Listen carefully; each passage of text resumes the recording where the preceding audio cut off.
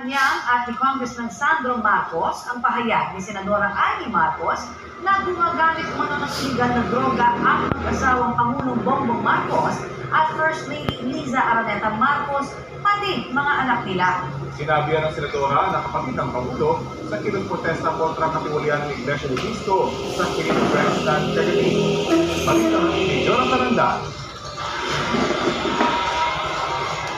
Sa ikalawang araw ng rally ng Iglesia ni Cristo, ahasang binatikos ni Senador Amy Marcos sa kanyang talumpati sa stage ang kapatid na si Pangulong Bongbong Marcos. Patid ko na nagda-drug siya. Nalaman ko at ng pamilya. Nalaman ng pamilya. Seryoso ito. Minsan, kami ng Presidential Guard at Metro pa ang naglilinis tuwing nagpa-party po sila.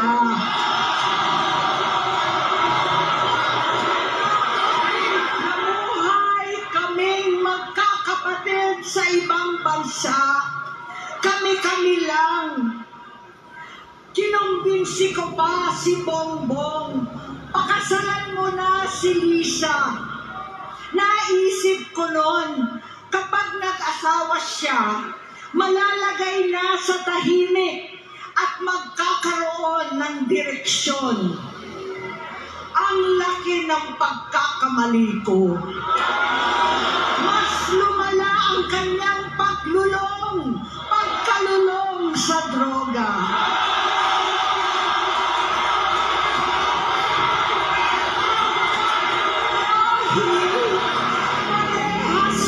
Silang mag-asawa noong 2016, kasabay ng kampanya ni dating Pangulong Duterte laban sa droga.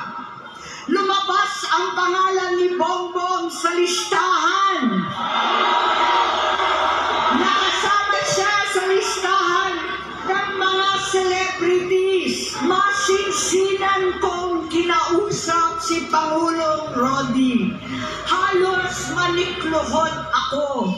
Sinabi kong ayon sa kapulisan, dapat unahin, usigin ang mga pusher at saka na lamang sagipin ang mga user. Naligtas si Bongbong. Alam naman natin na nagkaroon na ng drug test nung pangbago mga kampanya ang ating Pangulo. Gusto ko pong ipakita sa inyo para po maalala niyo muli. Ito po, November 25, 2021, na may mga pagbintangan gumagamit di umano ng droga. Mismo, at that time, hindi pa po Pangulo. Si Pangulong Marcos Jr. Siya mismo ang nagboluntaryo para magpa-drug test. At sinasabi po sa drug test na to ay negatibo. So ano ang dahilan ng desperadong galawan ni Senator Amy Marcos laban sa sarili niyang kapatid at pati kay First Lady, kundi makapanira lamang. Walang basihan kung totoong makapilipino ka at totoong makabayan ka, Senator Amy. Tumulong ka sa pag-iimbestiga. Dapat na ma-pinpoint, dapat maituro kung sino talaga ang sangkot sa korupsyon. Huwag mong sirain ang kapatid mo. Hindi ito ang issue ngayon. Matagal ng issue to, pero since wala kayong makita sa Pangulo na anumang issue ng korupsyon, kung saan-saan nyo dinadala ang issue.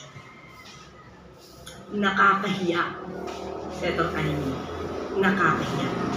Kaugnay naman ang sinabi ng Duterte supporters na nagtipon sa Plaza Salamanca na hindi sila pinayagang makisali sa INC rally dahil sa mga banner nilang BBM resign.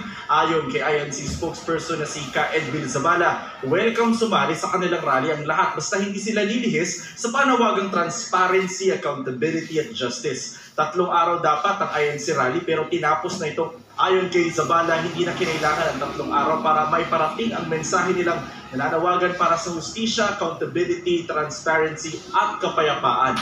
At ayon sa NCRPO, generally peaceful din ang ikalawang araw ng INC rally. Sa day 2 naman ang protesta sa People Power Monument, bukod sa mga miyembro ng United People's Initiative ng mga retiradong sundalo, may mga dumalo ring politiko. Ipinakita sa kanilang programa ang mga video ni dating Congressman Zaldico na nagdidiin sa papel umano ni Pangulong Bongbong Marcos at dating House Speaker Martin Romualdez sa katiwalian sa flood control projects. Hindi raw bibigyang dignidad ng Pangulo ang mga aligasyon ni Ko, habang si Romualdez naniniwalang walang bigat sa korte ang mga sinabi ni Ko at malinis daw ang kanyang konsensya.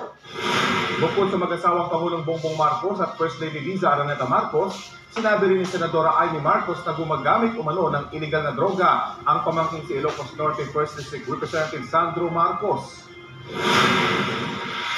Hindi na tayo mananahimik!